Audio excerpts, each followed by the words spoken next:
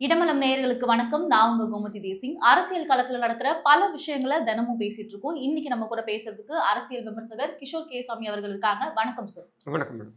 Sir, BJP தான் AIADMK rule பண்ணுது. இப்போதைக்கு அதிமுகவுடைய எல்லாமே பிஜேபி கிட்ட தான் இருக்கு அப்படின்னு சொல்லிட்டு இருக்காங்க. உண்மையா? அப்படி இருந்தா பிஜேபி நினைத்த எல்லா விஷயத்தையும் அதிமுக செய்திருக்கணுமே. அப்படி எதுவும் நடக்கலையே. நீங்க இப்ப 2017 பாருங்க. பிஜேபி ஒன்று நினைத்தது, அதிமுக ஒன்று செய்தது. இப்படிதான் நம்ம நடந்திருக்கு. எல்லாத்தையுமே சீக்வன்ஸ் ஆஃப் ஈவெண்ட்ஸ் எடுத்து பாருங்க. பிஜேபி யாருக்கு பின்னாலும் ஆதரவாக நின்றுச்சு? பன்னீர்செல்வம் பின்னாலும் நின்றுச்சு.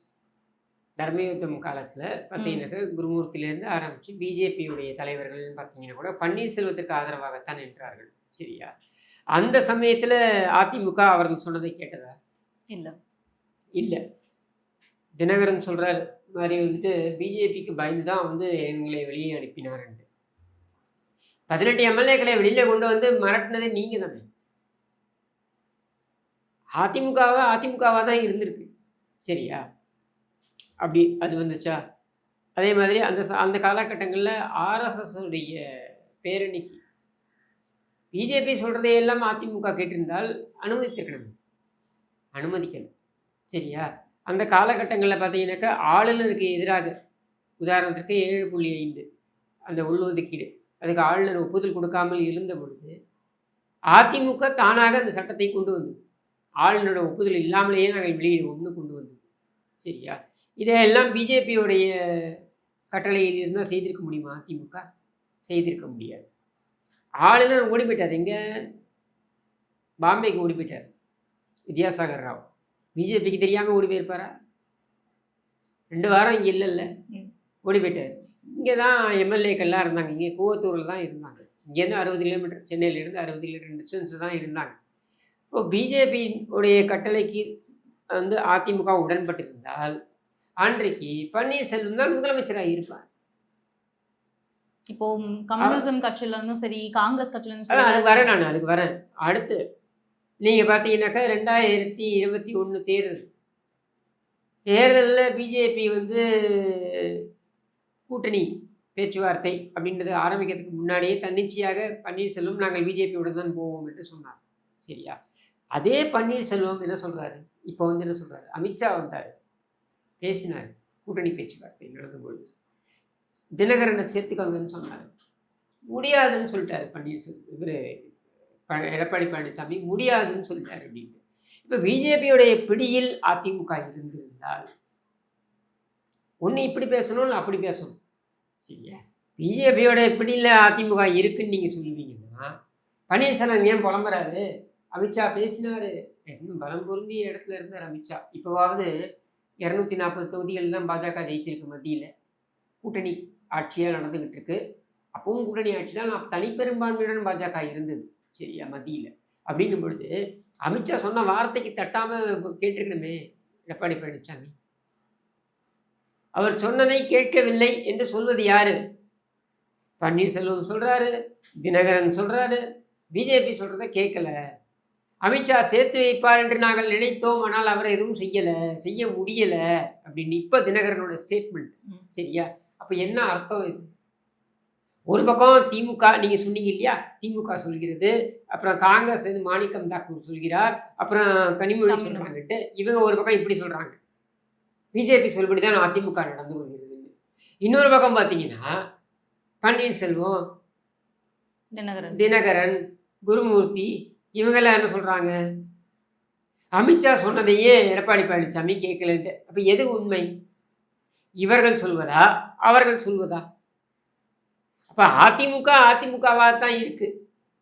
சரியா? பிஜேபி சொல்கிறபடி தான் நடக்குதுன்னா அதை சொல்வது யார் அப்படின்னு பார்க்கணும். ஏன்னா கனிமொழி பேசிக்காங்க இல்லையா, இதே கனிமொழி மேலே இருந்த வழக்குகளை காரணமாக வைத்துத்தான் மேல் மாடத்தில் ரெய்டு. கனிமொழியுடைய பெரிய மானியம் எடுத்துக்கலாம், யார்? தயாளவமான். அவங்கள வச்சு விசாரணை. கீழ் மாடத்தில் கூட்டணி பேச்சுவார்த்தை சிதம்பரம் உட்காந்து கழுத்து மேலே கத்தி வச்சு வாங்கினாரா இல்லையா 63 தொகுதிகள். அப்போது யாருக்கு கைப்பாவையாக அன்றைக்கு இருந்தார்கள்? ஒரு அடிமை இன்னொரு அடிமைக்கு எப்படி உதவ முடியும் என்று கேட்டது யார்? திருவாளர் கருணாநிதி. அப்போ யார் யாருக்கு கைப்பாவையாக இருந்தால் இதுவரையில் எத்தனையோ முதலமைச்சர்கள் இங்கே இருந்திருக்கிறார்கள். சரியா? ராஜாஜி துவங்கி காமராஜர் என்று வந்து, அண்ணாதுரை என்று வந்து, எம்ஜிஆர் என்று வந்து, செல்வி ஜெயலலிதா என்று வந்து, கருணாநிதி என்று வந்து எத்தனையோ முதலமைச்சர்கள் இருந்திருக்கிறார்கள்.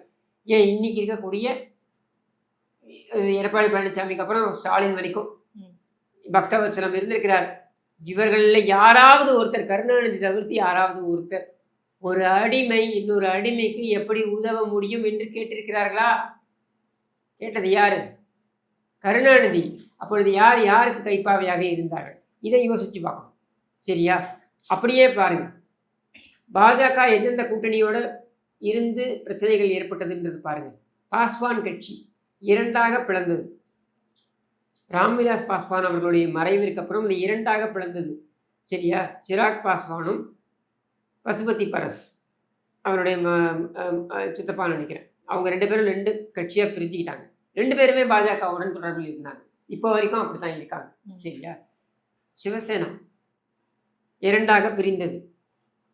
ஏக்நாத் ஷிண்டே தலைமையில் ஒரு அணி தனியாக வந்தது, பாஜகவுடன் கூட்டணியில் இருக்காங்க. சரத்பவாருடைய கட்சி இரண்டாக பிளந்து அஜித் பவார் இன்றைக்கு பாஜக கூட்டணியில் இருக்கிறார். இப்படி பாஜகவுடன் கூட்டணியில் இருந்த கட்சிகள் ஏதோ ஒரு கட்டத்தில் பிளவுபட்டு அதில் ஒரு அணி பாஜகவுடன் செயல்பட்டு கொண்டிருக்கிறது. அப்படி ஏதாவது இங்கே நடக்குதா? அதிமுக ஒற்றை தலைமை அப்படின்னு வரணும் அப்படின்னு முடிவு எடுத்த பொழுது இன்னைக்கு குருமூர்த்தி என்ன சொல்றாரு? ஒற்றை தலைமை என்பதை நான் ஏற்றுக்கொள்ளவே இல்லை அப்படின்ட்டு. நீங்கள் ஏற்றுக்காம போங்க. நீங்கள் ஏற்றுக்கிறதெல்லாம் செய்யணும்னா நீங்கள் தான் கட்சி ஆரம்பிக்கணும். நாங்கள் நடத்துகிற கட்சியில் நீங்கள் அதெல்லாம் நீங்கள் சொல்கிறதெல்லாம் நடக்காது அப்படின்றது தான் நம்முடைய நிலைப்பாடு. இது ஆரம்பத்திலிருந்தே. சரியா? அப்போ ஆரம்பத்திலிருந்தே நாம் மிக தெளிவாக இருக்கிறோம். எங்களை பொறுத்த வரைக்கும் நாங்கள் அஞ்சுவதென்று யாதொன்றும் இல்லை, அஞ்ச வருவதும் இல்லை. நிமிர்ந்த அந்த நன்னடையோடு நாங்கள் சொல்கிறோம். நீங்கள் வந்தால் உங்களுடன், வரவில்லை என்றால் நீங்கள் இல்லாமல், எதிர்த்தால் உங்களையும் மீறி, இப்படித்தான் நாங்கள் எங்களுடைய பயணத்தை வைத்திருக்கிறோம். நீங்கள் பாஜகவை யார் வந்து பாஜக வந்து அதிமுகவை மிரட்டுகிறது நீங்கள் சொல்கிறீங்கன்னா எந்த இடத்துல மிரட்டி இருக்கின்றதை நீங்கள் சொல்லணும்ல. எங்கேயுமே மிரட்டின மாதிரி தெரியலையே. நாங்களாக முடிவு செய்தோம் 2024. அப்போ பாஜக மிரட்டி இருக்குன்னு நீங்கள் சொல்கிறீங்கன்னா 2024 நாங்கள் ஏன் கூட்டணி விட்டு வெளில வரோம்?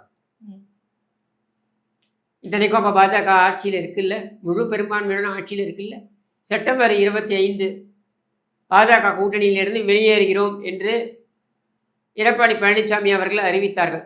செப்டம்பர் 25, 2023 அறிவித்தாங்க. அப்போ அறிவித்த பொழுது பாஜக எங்களை மிரட்டி இருந்தால் நாங்கள் திருப்பி கூட்டணிக்கு போயிருக்கணுமே. பிப்ரவரி 4, 2024 வரைக்கும் பாஜக முயற்சி செய்து கொண்டிருந்தது அதிமுகவை கூட்டணிக்குள் கொண்டு வர வேண்டும் என்று. அதற்கு அதிமுக உடன்படலையே.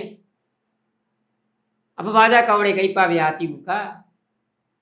இன்றைக்கு இருக்கக்கூடிய அரசியல் சூழலை மனதில் கொண்டு 2024 நாடாளுமன்ற தேர்தலில் வந்த அந்த முடிவுகளை மனதில் வைத்துக்கொண்டு திமுக என்கிற தீய சக்தி அகற்றப்பட வேண்டும் என்பதனை மனதில் கொண்டு பாஜகவுடன் கூட்டணி அப்படின்றதை பொதுச் செயலாளர் முடிவு செய்கிறார்.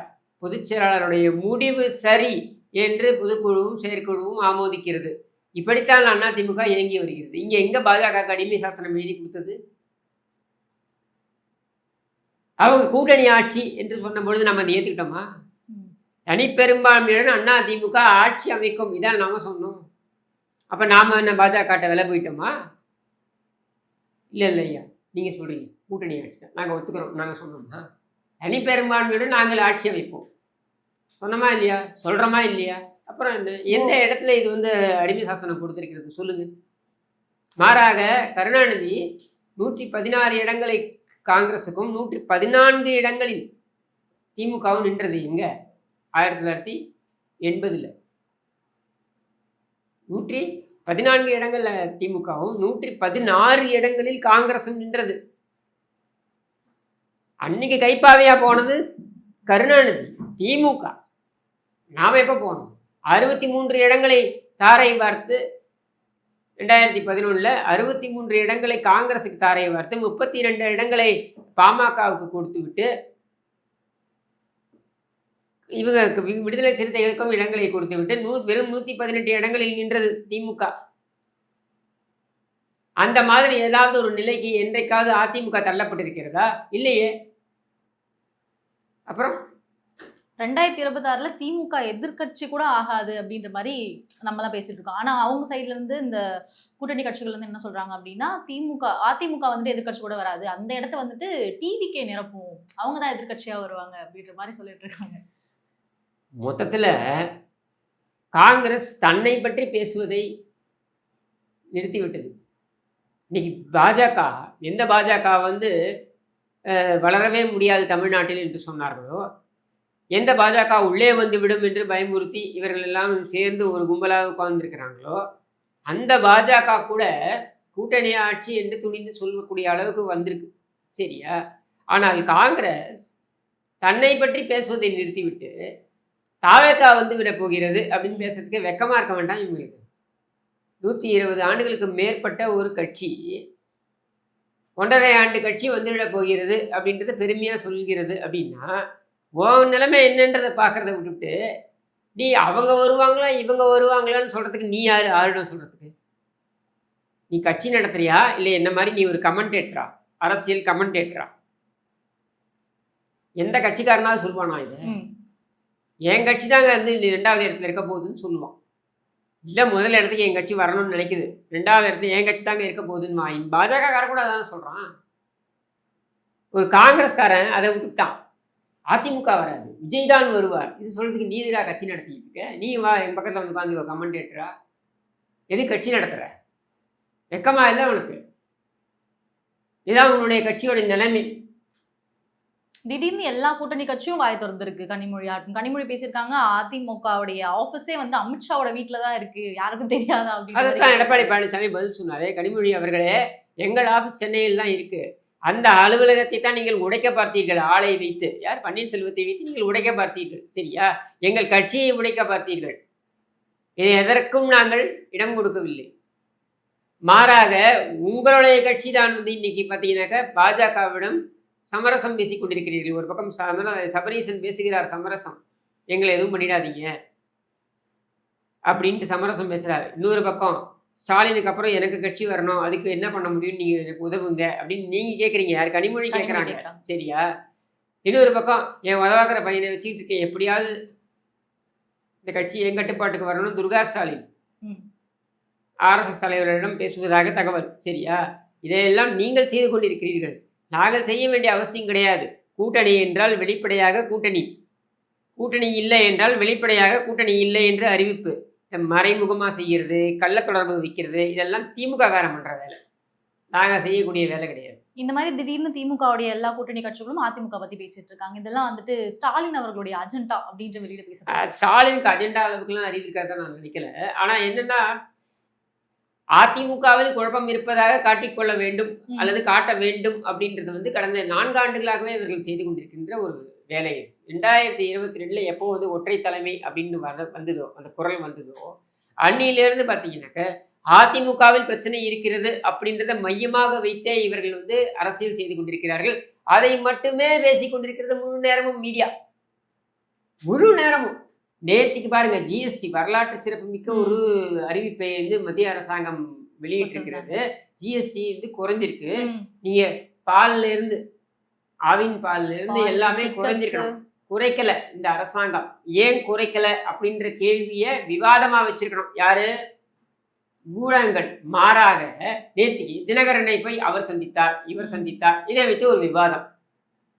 தினகரனே ஒரு 1.5% கட்சி நடத்துகிற ஒரு ஆள், அந்த 1.5% கட்சியை நடத்துறத ஒரு 1.5 ஆள் போய் பார்த்தான்னா அதை ஒரு பெரிய விஷயமா இங்கே வந்து விவாதமாக வச்சுட்டு இருக்காங்க அப்படின்னா நீங்கள் புரிஞ்சுக்கோங்க.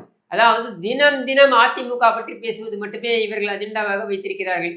அதிமுக ஒற்றுமையாக இல்லை அப்படின்ற ஒரு தோற்றத்தை ஏற்படுத்த வேண்டும் அப்படின்றதுதான் இவங்களுடைய எண்ண ஓட்டம்.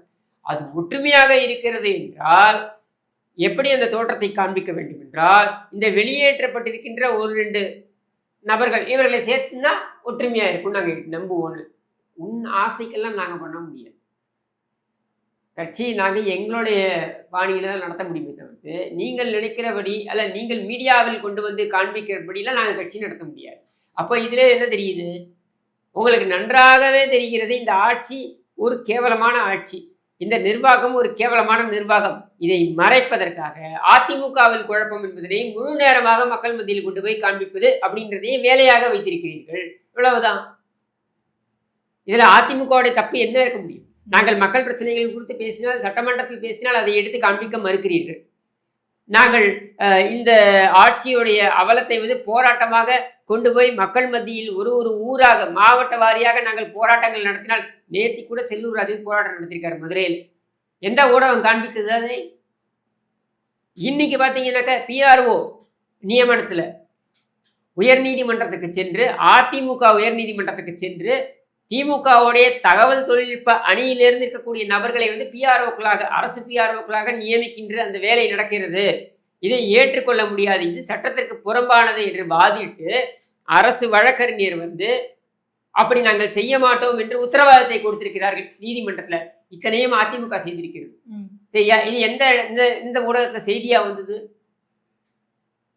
அப்ப நாங்கள் ஒவ்வொரு நாளும் திமுகவுக்கு எதிராக, ஆளுகின்ற இந்த அரசாங்கத்துக்கு எதிராக நாங்கள் செய்கின்ற அரசியலை நீங்கள் காண்பிக்கவே மாட்டீர்கள். ஆனால் நாங்கள் அரசியலே செய்யவில்லை, நாங்கள் எதிர்க்கட்சியாகவே செயல்படவில்லை அப்படின்றதை காண்பிப்பது ஒரு பக்கம். இன்னொரு பக்கம் எங்களுடைய கட்சியில பிரச்சனை இருக்கிறது, குழப்பம் இருக்கிறது என்பதனை நீங்கள் காண்பித்துக் கொண்டே இருப்பீர்கள். இல்லாத குழப்பத்தை இருப்பதாக நீங்கள் காண்பிப்பீர்கள். இதுக்கு வேலை வெட்டி இல்லாத ஒரு 4 பேர், இந்த பெங்களூர் புகழேந்தின்னு ஒரு முட்டா பையன் இருக்கான், அவன், இன்னும் ஒரு 4 பேர், குபேந்திரன், கிபேந்திரன், இவனுக்கு 4 பேரை வச்சுக்க வேண்டியது. வச்சுக்கிட்டு இதையே உருட்டிக்கிட்டு இருக்க வேண்டியது. எப்போ பார்த்தாலும் டிவியில் இதுதான். எந்த டிபேட் எடுங்க இதே தான். அதிமுகல குழப்பம் ஏற்படணும் அப்படின்றதுக்காக இவ்வளவு பார்த்துருக்காங்க. குழப்பமே இல்லை, குழப்பம் இருப்பதாக இவர்கள் காண்பிக்கிறார்கள். ஏற்படுத்த முடியாது, ஏற்படணும்ன்றது இல்லை, இருக்கு அப்படின்னு காமிக்கிறாங்க. சரி சார், அதெல்லாம் ஒரு பக்கம் விட்டுடலாம். இன்னொரு பக்கம் ஒரு நல்ல மனுஷனுக்கு செல வைக்க விட மாட்டீங்களே அப்படின்னு ஒரு ஆதங்கம் ஒன்று ஏற்படுது எல்லார் பக்கமும். எவ்வளவு பெரிய மனுஷன் அவருக்கு செல கூட வைக்க விட மாட்டீங்க. நீங்க எல்லா இடத்துலயும் செலவு வச்சிருக்கீங்களே, அதை ஒண்ணுதானே பிரதான வேலையாவே நீங்க பண்ணிருக்கீங்க. கருணாநிதிக்கு எவ்வளவு நல்லது பண்ணிருக்காரு, அதனால நீங்க செல கூட வைக்க விட மாட்டீங்க. அவர் நல்லது பண்ணிருக்காரா இல்லையான்றது மக்கள் தான் முடிவு செய்தனர். அதனாலதான் அவர் செயல்படாத ஒரு எம்எல்ஏவாக செத்து போனார். அது வேற விஷயம். உங்களுடைய கேள்வி, நீங்க சிலை வைப்பதை தவிர்த்து வேற என்ன பண்ணீங்க? ஒண்ணுமே இல்லையே. அவை உயர்நீதிமன்றம் என்ன சொன்னது? மக்களுடைய போக்குவரத்து நெரிசல் அதிகம் இருக்கக்கூடிய, ஏற்படக்கூடிய ஒரு இடத்துல கொண்டு போய் நடுவில் நான் சிலை வைப்பேன்னா அதை ஏற்றுக்க முடியாதுன்னு சொல்றாங்க. அதை கேன்சல் பண்ணி அபராதமே இது பண்ணிருக்காங்க. அது உச்சநீதிமன்றம் அதையே ஏற்றுக்கொண்டிருக்கிறது. இதே மாதிரி நீங்க கொண்டு வந்தீங்கன்னா நான் அபராதம் போடுவேன் அப்படின்னு உச்சநீதிமன்றம் சொல்லியிருக்கிறது. அப்படின்னா இதுல எங்களுடைய தவறு என்ன இருக்க முடியும்? நீதிமன்றம் அதை முடிவு பண்ணுது. நாங்கள் ஏற்கனவே சொல்லிக்கிட்டு இருக்கோம், கருணாநிதிக்கு சிலை வைங்க வேண்டாம்னு சொல்லலை. நீ தான் வெங்கைய நாடுலேருந்து எல்லாரையும் வச்சு சிலையை திறந்துட்டே இருக்கீங்களே, மூளைக்கு மூளை திறந்துட்டு போங்க. ஆனால் அந்த சிலையை நான் மக்கள் போக்குவரத்து நெரிசல் அதிகம் இருக்கக்கூடிய இடத்துல தான் நான் வைப்பேன்னு வீம்புக்கு வந்தீங்கன்னா அது தப்பு தானே. இப்படித்தான் கருணாநிதி இருந்த பொழுதே கருணாநிதியோட பெற்றோருக்கு ராதாபுரம் பஸ் ஸ்டாண்டில் நாங்கள் சிலையை தரோம். பஸ் ஸ்டாண்டில் எதுக்கியா சிலை திறக்கிறீங்க? பஸ் ஸ்டாண்டில் வேணா சிலை திறப்பானா? அது அப்பாவும் இன்னைக்கு ஸ்பீக்கராக இருக்காரு, அவர் தான் நினைக்கிறேன். அவர் தான் அந்த முன்னெடுப்பு பண்ணாருன்னு நினைக்கிறேன். சார் என்ன சார், மார்க்கெட்ல வச்சாலும் கூட்ட நெரிசல் ஆகுதுன்றீங்க, பஸ் ஸ்டாண்ட்ல வச்சாலும் ஏதாவது சொல்றீங்க? ஆமாங்க, இதெல்லாம் மக்கள் நிறைய போக்குவரத்து இருக்கக்கூடிய இடங்க. இந்த இடத்துல போய் நீங்க வச்சீங்கன்னா, நான் என்ன கேட்குறேன், கருணாநிதியோட குடும்பத்துக்கு இல்லாத நிலமுலங்களா? யாராவது ஒரு இடத்துல யாராவது சொல்லி கேள்விப்பட்டிருக்கீங்களா? உதயநிதி தன்னுடைய சொந்த பணத்தில் வாங்கிய நிலத்தில் கருணாநிதிக்கு சிலை கட்டினார் சொல்லி பார்த்துருக்கீங்களா? இல்லை. இவர் ஸ்டாலின் தான் வாங்கிய நிலத்தில் இடம் ஒரு இடத்தை ஒதுக்கி அங்கே சிலை கட்டினார், பார்த்துருக்கீங்களா? கருணாநிதியாவது கோல்மாலபுரத்தில் அவருடைய அம்மாவுடைய சிலையும் அப்பாவுடைய சிலையும் வச்சிருப்பார். அவர் உட்கார்ந்த இடத்துல பார்த்தீங்கன்னா பின்னாடி அவங்க அம்மாவோட சிலை அப்பாவோட சிலை இருக்கும். அது மாதிரி கருணாநிதி சிலையை இவர் வீட்லையாவது வச்சிருக்காரா ஸ்டாலின்? இல்லை இல்லை, உங்கள் அப்பா சிலையை நீ உன் வீட்டில் இருக்க மாட்ட, பொது இடம்லாம் கொண்டு போய் வச்சிருவியா? அது எல்லா இடத்துல வைக்கணும்னு வரம்பு இல்லையா? ஏன்னா அது ஒன்று தான் முழு நேரம் வேலையாக பண்ணிக்கிட்டு இருக்கேன். நீங்கள் மாடர்ன் தியேட்டர் சேவிங்க மிரட்டி வாங்க பார்த்தாங்க. ஓகே, எதுக்கு மிரட்டி வாங்க பார்த்தாங்க? அந்த இடத்துல கருணாநிதி சிலை வைக்கணும். சரியா? தமிழ்நாடு ஃபுல்லாவே கருணாநிதி சிலை தான் இங்கே வேணான்னு சொல்லலை. அதை மட்டுமே வேலையா பண்ணிட்டு இருக்கீங்களே, வேற என்ன பண்ணீங்க? அதுவே ஒரு பெரிய வேலை சார். அதுதான் சொல்றேன். அது ஒண்ணுதான் வேலை. அதுவே பெரிய வேலை. அது ஒண்ணுதான் வேலை. ஒண்ணு கருணாநிதிக்கு சிலை, இல்ல கருணாநிதி பேர்ல ஒரு கட்டடம். ஒண்ணு கருணாநிதி செல்ல, இல்லைன்னா கருணாநிதி யூஸ் பண்ண பெண்ணுக்கு ஒரு செல்ல, அது கட்டடம். கருணாநிதி பேர்ல ஒரு கட்டடம். இதெல்லாம் பண்ணிட்டு இருக்கீங்க. இதே ஒரு ஆட்சி நிர்வாகமா? இன்னொரு பக்கம் இந்த விஷயம்லாம் நடந்துட்டு இருக்கு. இன்னொரு பக்கம் வந்துட்டு ஹெல்த் இதில் லைக் சுகாதாரத்துறையில் வந்துட்டு வீல் சேர்ஸ் கம்மியாக இருக்குது அப்படின்றதுக்காக இன்னைக்கு மார்னிங் கூட தன்னுடைய அம்மாவை ஒரு மகன் வந்து கையிலே தூக்கிட்டு போயிருப்பாரு. ஏன் ரீசெண்ட் டைம்ஸில் வந்து வீல் சேர் கம்மியாக இருக்குது அரசு மருத்துவமனையில்? இல்ல அது வந்து என்ன சொல்றாங்கன்னா, இல்ல அவரே வேண்டாம் என்று சொன்னார். யாரு? அந்த மகன் வந்து அவரே வேண்டாம் என்று சொன்னார் அப்படின்னு நாங்கள் ஃபேக்ட் செக் பண்ணிட்டோம் அப்படின்ட்டு. நீங்க மனசாட்சியோட சொல்லுங்க. இன்னைக்கு இருக்கக்கூடிய அரசு மருத்துவமனைகள்ல போதிய வசதிகள் இருக்கா? இல்ல. எத்தனை அரசு மருத்துவமனைகள்ல மருந்துகள் இல்லை. மருந்துகள் இருந்தால் மருத்துவர்கள் இல்லை. மருத்துவர்கள் இருந்தால் செவிலியர்கள் இல்லை. ஒப்பந்த செவிலியர்களுக்கு நீங்க வந்து சூறையாடுறீங்க, அவங்கள எக்ஸ்ப்ளாய்ட் பண்றீங்க. இதே வார்த்தையை உச்சநீதிமன்றம் பயன்படுத்துகிறது. உடனே இவங்க என்ன பண்றாங்க? புதிய செவிலியர்களுக்கு நியமனம் முதலமைச்சர் கையால் அப்படின்னு ஒரு டிராமா. எதுக்குன்னா, செவிலியர்களை நீங்கள் ஏமாற்றி இருக்கிறீர்கள், அவர்கள் கொடுக்க வேண்டிய பணத்தை கொடுக்காமல் ஏமாற்றி இருக்கிறீர்கள். நேத்தி ஒரு லேடி டாக்டர் அவங்க ஃபோன் பண்ணி என்கிட்ட பேசுகிறாங்க. அவங்க 2008 வந்து அவங்க ரிட்டையர் ஆகியிருக்காங்க. கிட்டத்தட்ட 27 ஆண்டுகள் பணி செய்து 2008 அவர் ஓய்வு எடுத்திருக்கிறார், பணி ஓய்வு. சரியா? அவருக்கான பென்ஷன் வந்து கடந்த 7 மாதங்களாக அந்த பென்ஷன் தொகை குறைக்கப்பட்டிருக்கு. ஏன் குறைச்சிங்க? அவங்க போய் கேட்குறாங்க, ஏன் குறைக்கிறீங்க? அரசு மருத்துவர்களுக்கு, ஓய்வு பெற்ற அரசு மருத்துவர்களுக்கு ஏன் நீங்கள் குறைக்கிறீர்கள்? நாங்கள் பிஎஃப் கட்டியிருக்கோம், ஓகே, நாங்கள் இஎஸ்ஐ பிஎஃப்லாம் கட்டியிருக்கோம், எல்லாத்தையும் குறைச்சி தான் நீங்கள் சம்பளத்தை கொடுக்குறீங்க. அப்படின்னும் பொழுது எப்படி நீங்கள் பென்ஷன் தொகையை குறைத்தீர்கள்னா முறையான பதில் கிடையாது. இதை ஃபேக்ட் செக் பண்ணாங்கன்னு சொன்னது கூட நம்மளால நம்ப. இதை ஃபேக்ட் செக் பண்ணுங்க. நான் சொல்றேன்ல, குற்றச்சாட்டை நான் வைக்கிறேன். அரசு மருத்துவர்களுக்கு நீங்க கொடுக்கக்கூடிய ஓய்வூதியம் இருக்கு இல்லையா, அந்த ஓய்வூதியத்தை கணிசமாக குறைத்திருக்கிறார்கள். எப்படி குறைச்சிங்க? தன்னிச்சையாக எப்படி குறைச்சிங்க? யாரை கேட்டு குறைச்சிங்க நீங்க? இதெல்லாம் வந்து இங்க நடந்துகிட்டு இருக்கு. முதியோர் ஊக்கத்தொகை பல இடங்களில் நிறுத்திட்டாங்க. சரியா? 100 நாள் வேலை திட்டத்துக்கு கொடுக்க வேண்டிய பணம், இதுல வேற பெரிய இவங்க வந்து உத்தரவாதம் வேற கொடுத்தாங்க. 150 நாள் வேலை திட்டமாக நாங்கள் கொடுப்போம்னு. 50 நாளுக்குள்ள நடக்கிறது கிடையாது இந்த 100 நாள் வேலை திட்டம்.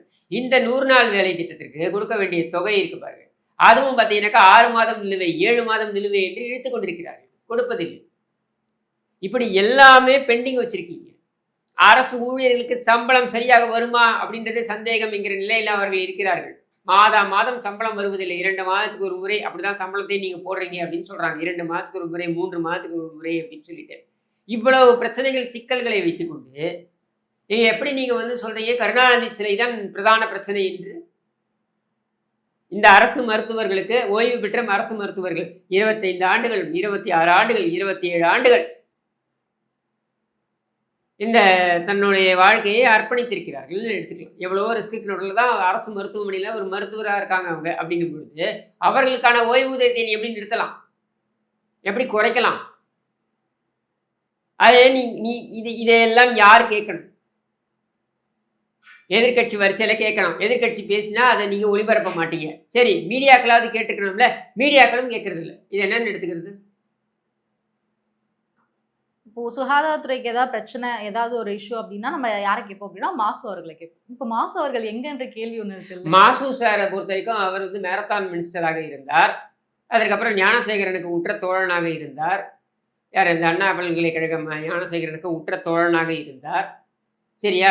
அப்படி இருக்கக்கூடிய அவருடைய மகன் வந்து ஸ்கேனிங் சென்டர் வச்சுருக்காரு. யூனிஸ்கேன்னு ஒரு ஸ்கேன் சென்டர் வச்சு நடத்துறாரு. அதாவது சுகாதாரத்துறை அமைச்சருடைய அரசு மருத்துவமனைகள் எல்லாம் தன்னுடைய கட்டுப்பாட்டில் வைத்திருக்கின்ற சுகாதாரத்துறை அமைச்சருடைய மகன் இளஞ்செழியன் நினைக்கிறேன், டாக்டர் இளஞ்செழியன் நினைக்கிறேன். அவர் யூனிஸ்கேன் என்று தனியார் மருத்துவ வசதியை வைத்திருக்கிறார். சரியா? அவரும் இந்த இவன் 1000 லைட்ஸ் எம்எல்ஏ இருக்கான் பாருங்க, அவனும் சேர்ந்து திமுக எம்எல்ஏ, அவனும் சேர்ந்து இவங்க வந்து சீனாக்கு செல்கிறார்கள். எதற்கு? மருத்துவ உபகரணங்கள் கொள்முதல் செய்வதற்கு, அரசாங்கத்திற்காக கொள்முதல் செய்வதற்கு. சரியா? அப்படின்ட்டு இதில் ஊழல். சரியா? இதைத்தான் அவர்கள் செய்து கொண்டிருக்கிறார். மருத்துவமனைகளில் வசதிகளை கொடுத்திருக்கிறார்களா என்றால் அரசு மருத்துவமனையில இல்ல. சுகாதாரத்துறை அமைச்சர் இதை பத்தி பேசவே மறுக்கிறார். அவர் மத்த விஷயங்கள் தான் பேசுறாரு. எல்லாம் பேசுறாரு. எதை பற்றி கேட்டாலும் அதற்கு பதில் சொல்கிறார். இதை பற்றி கேட்டால் பதில் சொல்ல அவரோட மாட்டார். துறையை அவருடைய பற்றி துறை பற்றி கேட்டால் பதில் சொல்ல மாட்டார். பொறுத்திருந்து பார்ப்போம் சார். 2026 தேர்தலில் என்ன நடக்குது அப்படின்னு உங்க நேரத்தை செலவழிச்சு இவ்வளவு விஷயம் பேசுறதுக்கு நன்றி. நன்றி.